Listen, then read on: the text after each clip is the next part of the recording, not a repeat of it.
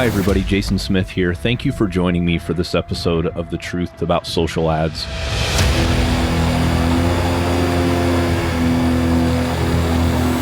I'm an agency owner specializing in Facebook and Instagram ads, and I have dedicated my professional life to helping you learn what others won't tell you about Facebook ads.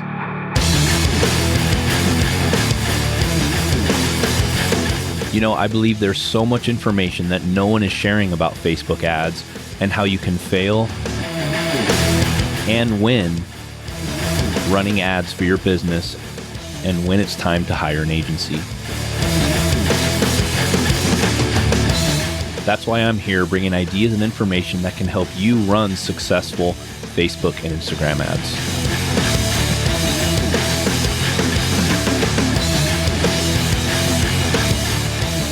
Hey everyone, hope you're doing well. Welcome to another episode of The Truth About Social Ads.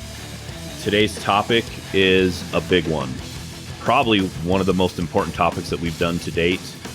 And I'm just going to read it verbatim, how Eric and I wrote it down. So it's fatal mistakes clients ask agencies to make.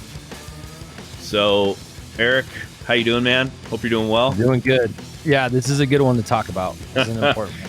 Yeah, this is definitely one that I've never heard any other podcast talk about. That's very important. And, you know, as much as we want to bring on clients that are good, who our motto are not assholes, right? Yep. Sometimes they slip through the cracks and, you know, things go sideways. So fatal mistakes clients ask agencies to make. And it's funny because the reason why we're talking about this is because we've got tons of experience with these types of situations, these scenarios.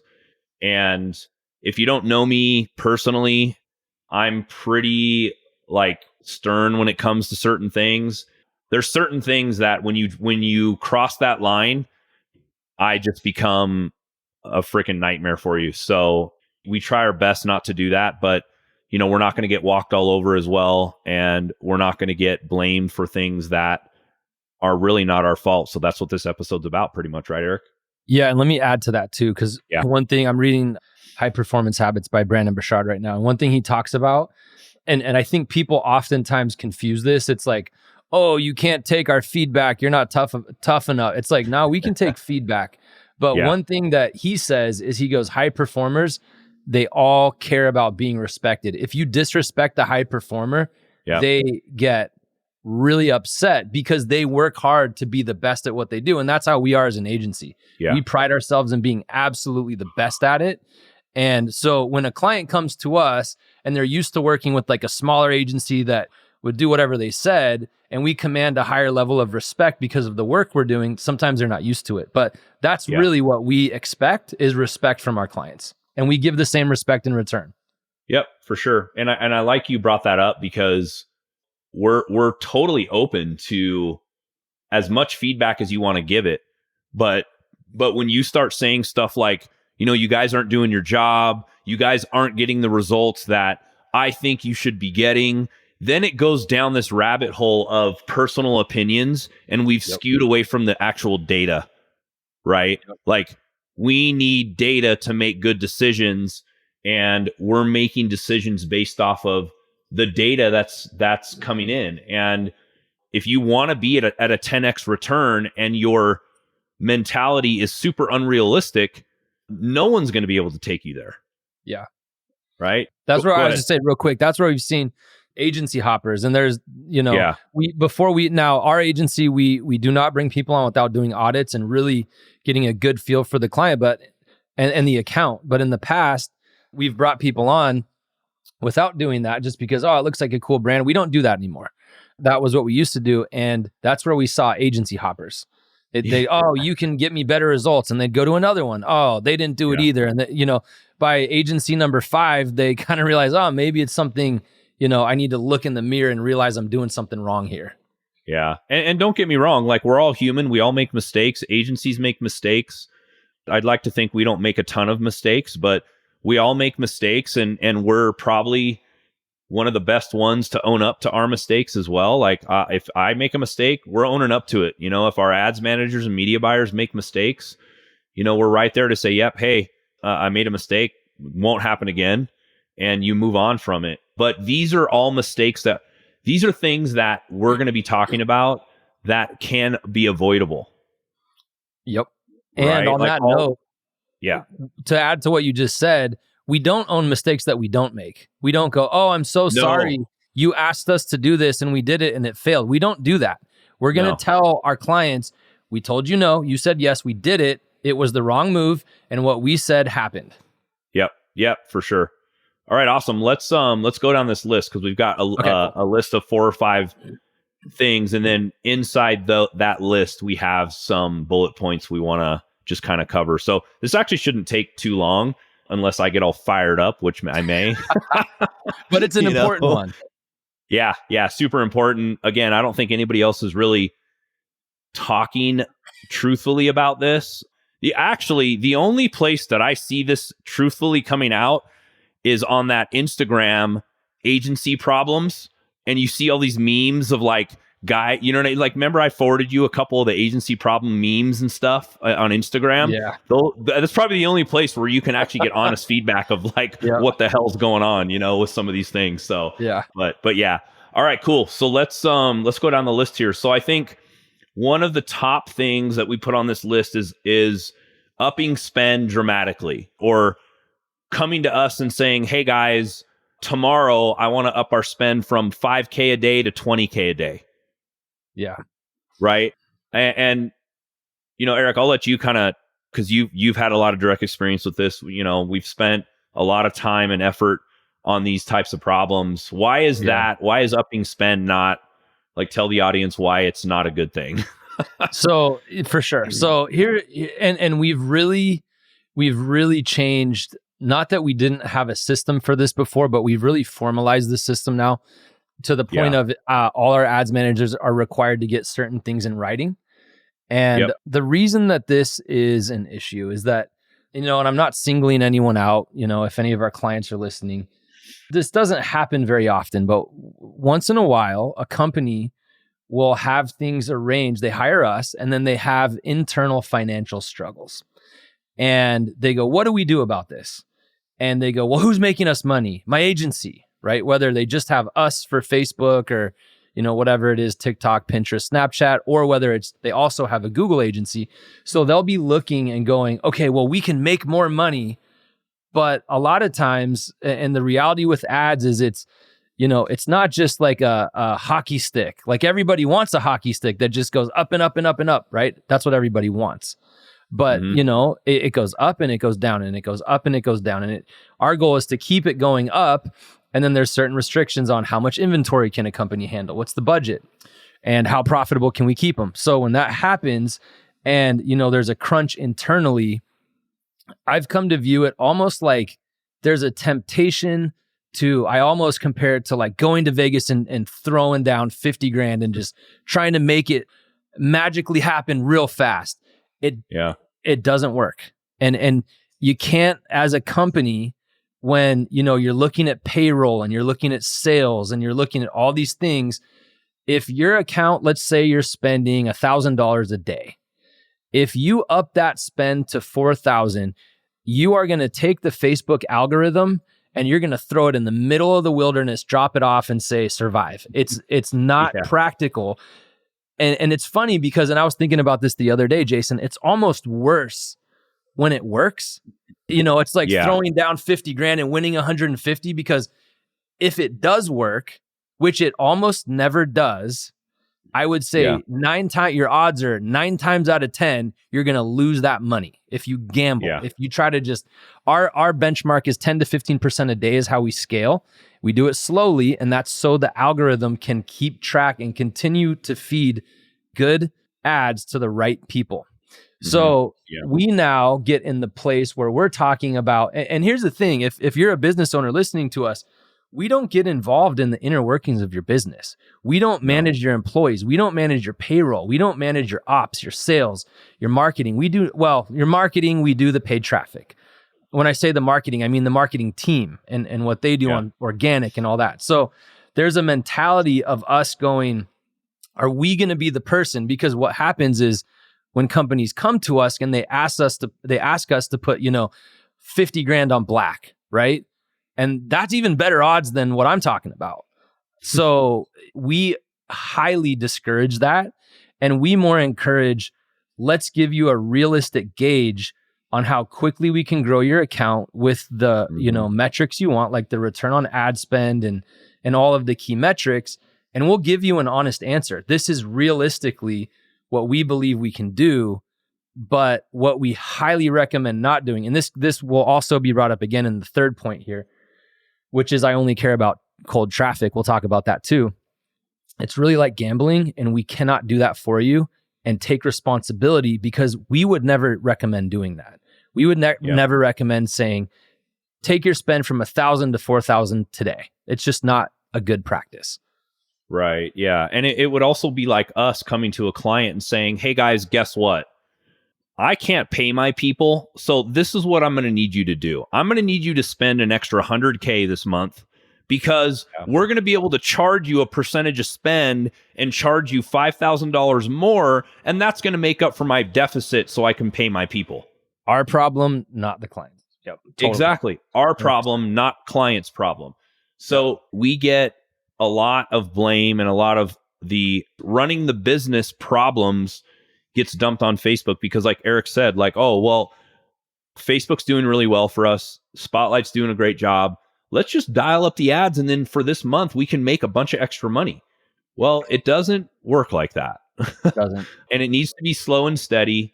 There are times that, hey, we can scale you up super quick and it works and everything's perfect. But man, that just does not happen very often. And we'd rather do something that we know works, especially with upping the budget, than like you coming back to us in a month. And again, we've had several clients do this to us. Yep. And it's really frustrating on our end, because we also want to do a good job, right? We're like, man, like, can we do this?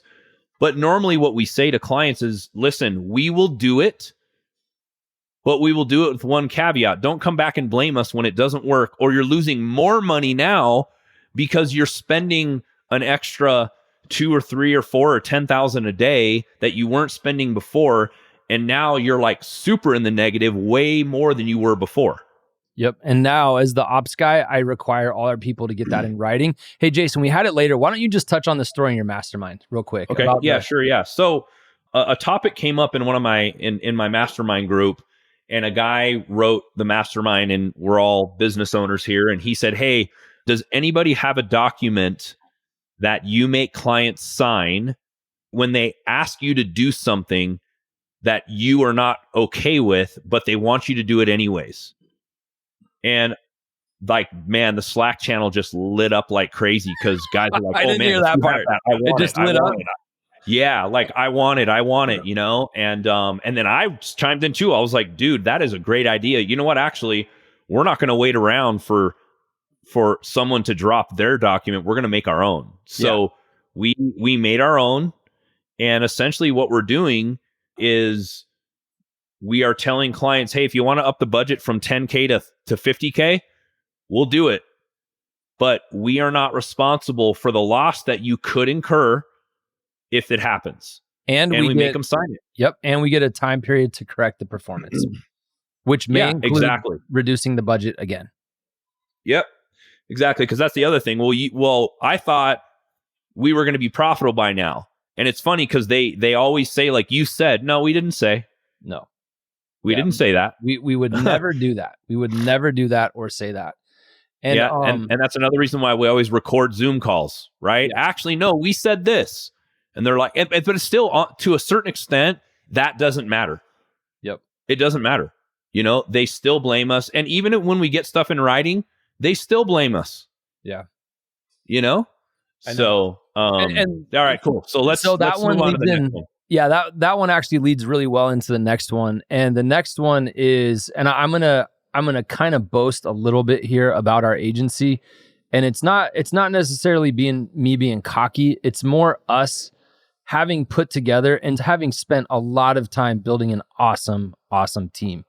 We have a great team who delivers on time and it's really one of the things that's really important, and I don't know if all of our clients see this, is that before our media buyers go to build, everything is already checked over.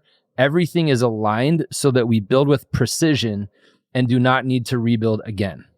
And that's something I've noticed a lot of agencies don't do, is they'll go in once the ads are launched. Oh, I'm going to change this. Now, I'm not saying we've never made a mistake. Everyone makes mistakes. We do make mistakes, and with us, it's not that often, because that is one thing Jason is really strong about, is do not make mistakes, have everything QC'd. Everything that we put live gets QC'd by our director of advertising, who manages all of our media buyers, or Jason himself.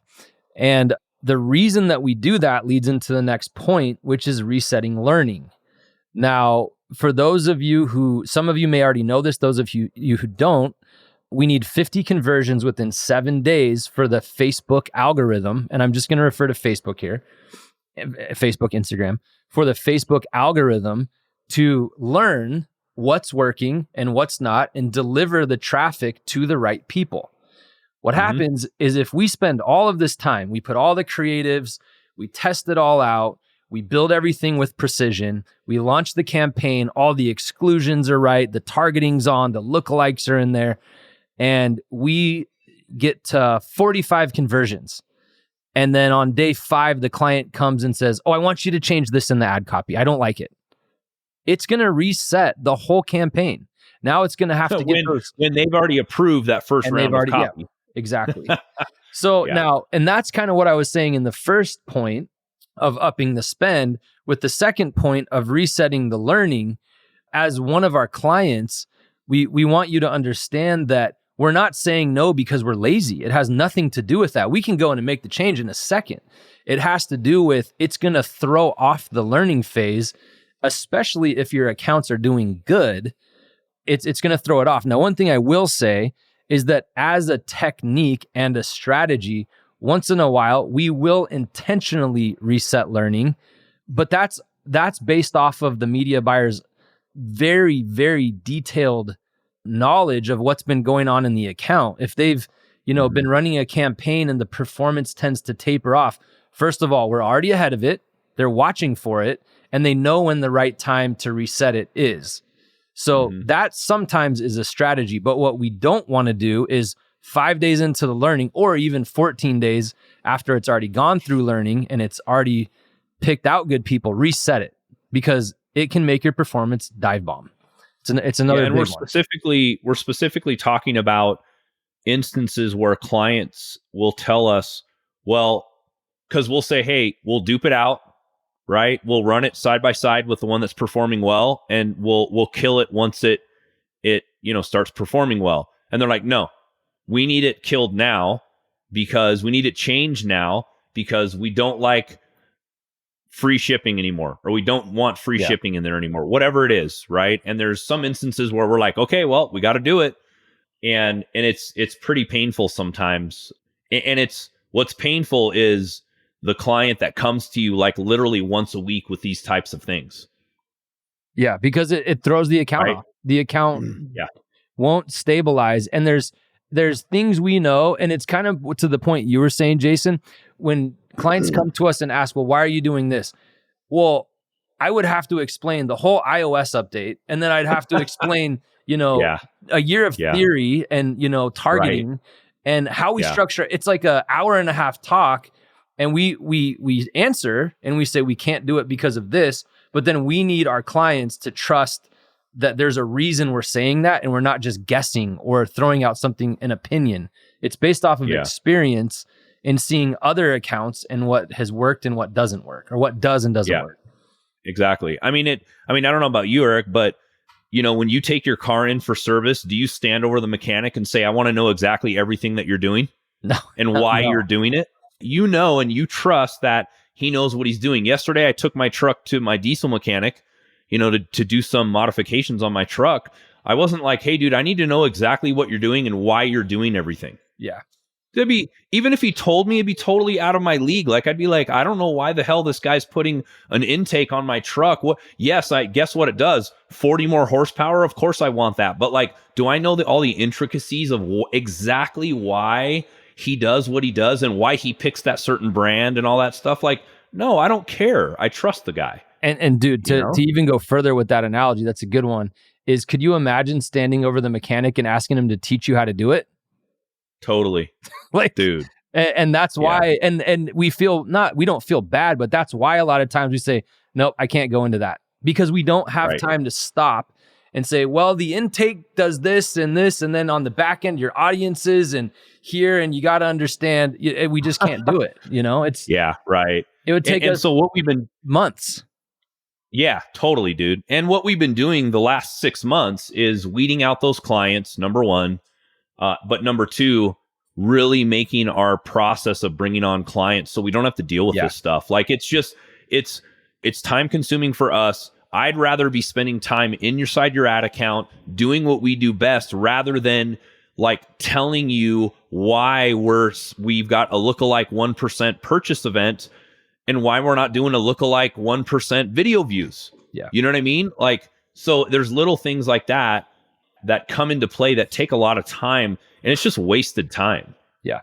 Yep. 100%. So yeah, there was one other thing that directly correlates with this as well, that I was going to bring up, but I forgot about it. I probably got too heated on the last. No. So I'll go into the next one and let me know if you remember. So the next one is I only care about cold traffic. Now, I'm going to explain why this has become an issue. This kind of became an issue after iOS. More so, it was always an issue, but more so after iOS, because what was happening is people were losing visibility of their retargeting via the pixel. So you used to be able to look in Business Manager.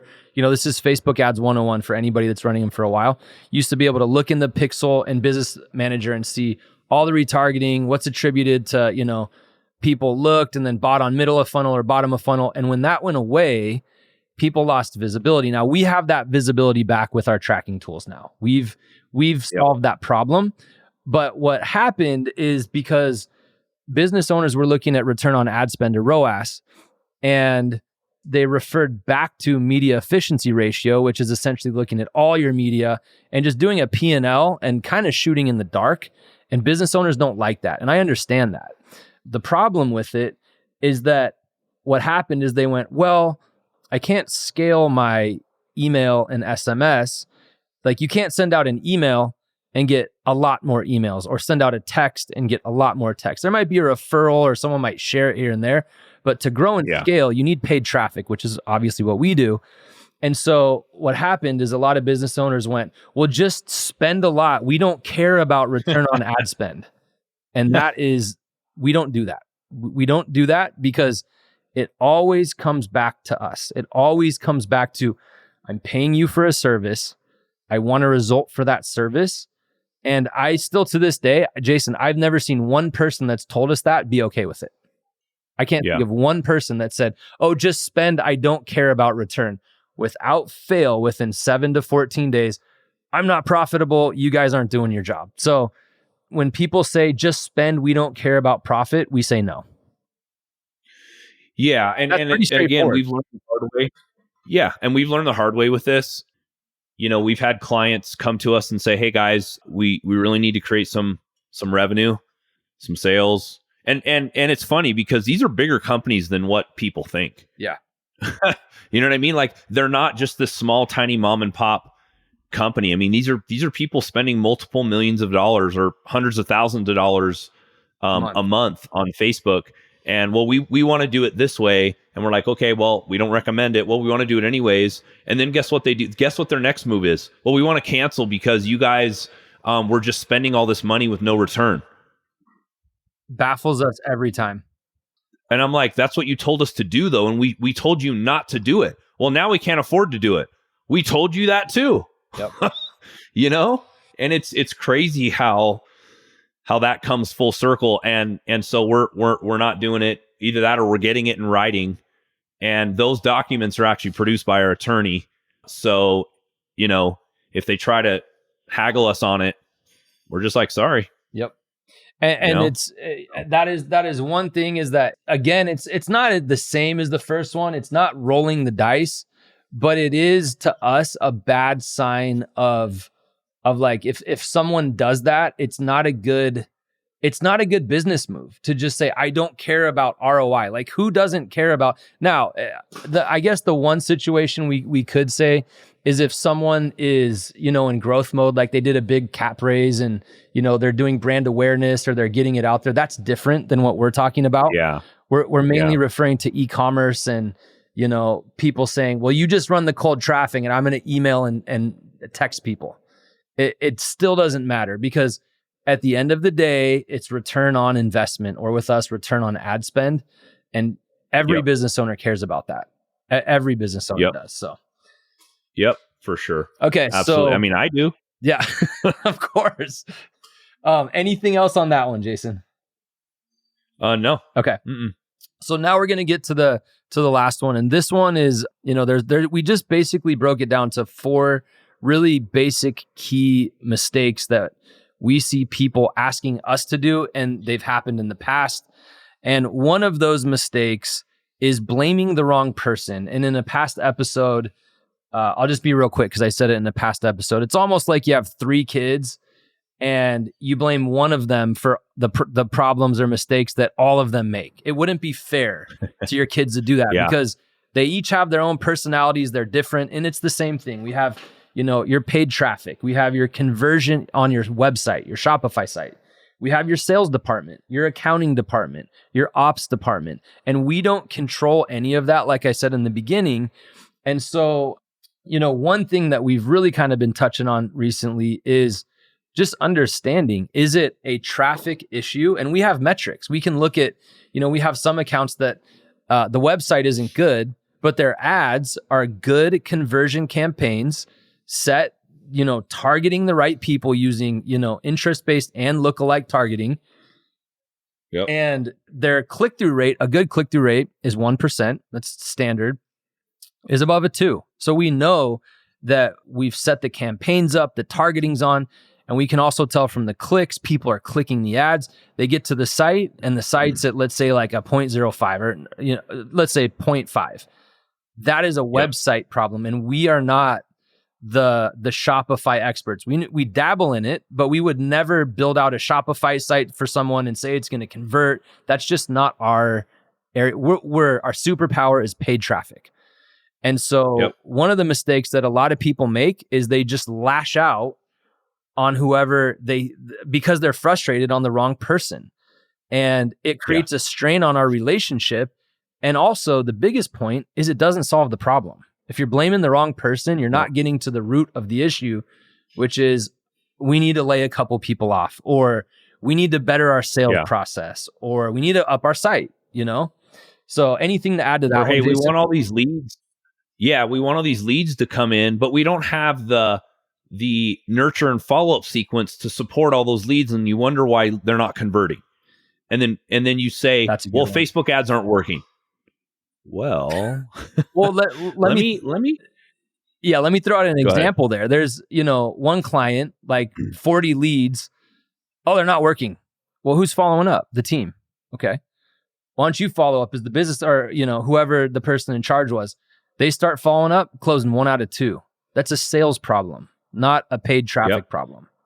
Exactly. Or, hey, my sales team was on vacation for 3 weeks. Okay, so what's not working now? They weren't following up. Why aren't they converting? Like, I don't know how. Yeah. Right. And I mean, we could go down this rabbit hole. So actually, what we're starting to do, the last few months is, when we do our audit, we're looking at your conversion rate on your site, which we've done that forever.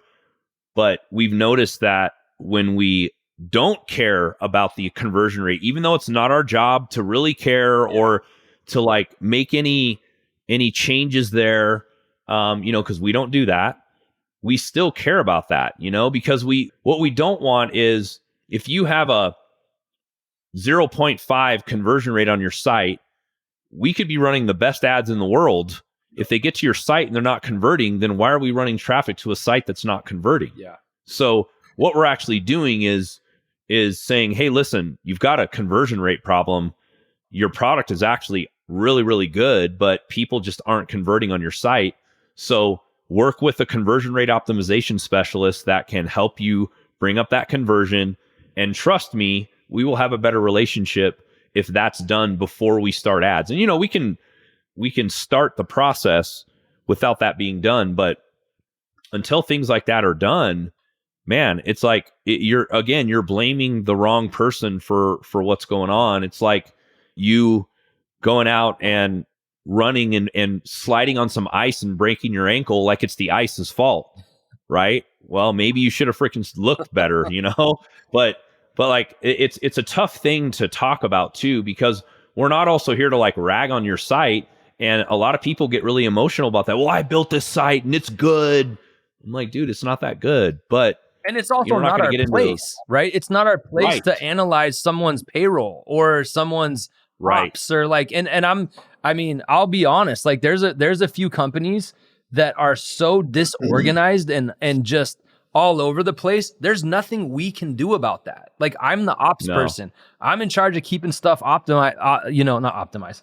I'm in charge of, I'm in charge of keeping stuff in order and functioning around here. But if I see another company, I can spot it out from a million miles away. It's uncomfortable for us to go, hey, you're not organized, and we don't go there. It's not our business. Yeah. And it's funny because when you tell people that have a crappy conversion rate, or their salespeople aren't following up, or it's over our heads. And when you tell business owners like, hey, listen, man, the ads are performing great. Yep. And it's like, well, if they were performing great, we'd be getting more sales. No, that's not true. Yep. We drive the best traffic to your site. If they don't convert from there, that's not a Facebook ads issue. Yep. And that is a go out and get a developer or a CRO specialist that can help you mitigate those issues. Yeah. And I do want to kind of put not a cap on the episode necessarily, even though it probably is, but I do want to kind of throw this out there. Back to what we talked about originally. We don't go out and disrespect clients. That's not how we operate. We're very respectful. We're very professional. And our media buyers are the absolute best. They give our clients awesome service. They communicate. I can't tell you guys how many people have come to us and said, my agency doesn't get back to me for a week and a half. And I'm like, if that happened for 48 hours, they'd be fired, right? Pending weekends. But we give respect and we treat our clients with respect. In our case, we're good enough at what we do to feed through the bullshit and know who's treating us with respect and who's disrespecting us. So I don't want you guys to think we go out and we're mean and we push people around. That's not it. We're very professional and respectful, but we expect it in return. Yeah. And I said that at the beginning of the episode. I'm like, we wholeheartedly want to get the best results for whoever we're working with. Yep. But it makes it hard when we're getting blamed for a conversion rate problem, right? Or we're getting blamed for your salespeople not doing a good job following up, or accounting, whatever it is. Like, it makes it difficult for us as an agency. And I'm sorry, I am not putting up with that shit, dude. Like, I'm sorry. And if I need to be an asshole, back to an asshole, trust me, I can do that. So anyways, this has been an awesome episode. I really hope if you own your own agency and you're having these same issues, hopefully this can, and if you have any questions, reach out to us. Eric's the man there. I don't do any of the ops stuff, but Eric has made the team the way it is, and I'm truly grateful for that. But if you're an agency owner and you've got some value out of this, awesome. If you're a business owner and you have an agency, take a step back and analyze the way you're treating them, and hopefully you're not being a jerk all the time and ordering them around and blaming them for things that's not their fault. And I would say even if the agency isn't that good, I'm going to venture to say that most agencies out there are really out there to try to do a good job. Yeah, they just may not have the resources and the tools like we do to keep up with everything on Facebook. The ever-changing platform of Facebook and Instagram, and it's tough. It's tough. So, yeah. Anything else to kind of close this thing out, Eric? I was just gonna say, and some like we saw a local-based agency. I don't know if you saw this one, Jason. It was last week because I do a lot. I helped through the audit process with Jason. So we saw a brand last week that, we ended up taking on, and they had a smaller agency, and, we looked at their work and we looked at what they were doing. And I'm just going to be honest, for being a local agency, they did an okay job. Now, obviously, I saw a ton of stuff that we could improve and do better, which is why we took them on as a client. But if your agency's not cutting it, you may need to look for a higher level agency. And the client told us, you get what you pay for. Yep. They did a great job at the local level, and the whatever it was, $500, $1,000 a month they were charging them. The agency just didn't have the resources. And don't go and beat them up. Don't, just go find a better agency, shake their hand, say thank you, and, continue to build your business. And the same thing with us. Like, ask us. We'll tell you, if something's fair and reasonable, and if it's a good choice or a bad choice. But please listen when we respond and say, we feel like this is not a good decision in your ad account and it's going to jeopardize that's what we ask is, please listen. We're experts at this. We do it every day. And we have your like Jason said, we have your best interest in mind. If we had it our way, we'd have all of our clients at a 10-row ass every single day of the week. And we work hard to get the best results. So for sure. That's all I wanted to add. Yeah, I appreciate that. And we do care, we do sincerely care about results. We care about the relationships we have with clients. We've got several clients that, we've got awesome relationships with, and I would go out and have a drink with them. If they asked me to come help them move, I would do it, whatever they need. So outside of business, on a personal level, I love our clients, and aside from the results we get, they're just great people. And we want to work with more people like that. So.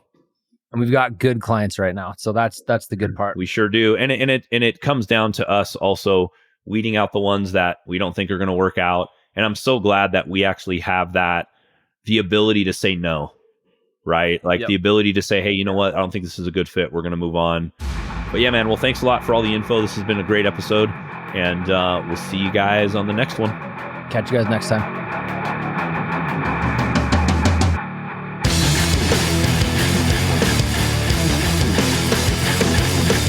Hey, thanks so much for listening to The Truth About Social Ads. I really hope you enjoyed the episode. Please visit our website at truthaboutsocialads.com for show notes and additional episodes. And if you have time, please subscribe to the podcast, and please consider rating and reviewing the show if you enjoyed it. That will help other people find us.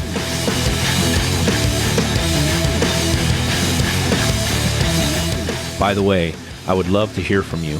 Please send me an email at jason@spotlightsocialllc.com with your feedback, questions, or a topic you'd like me to talk about on the show. If you send me a question, maybe I'll read it on the show. See you later. Bye.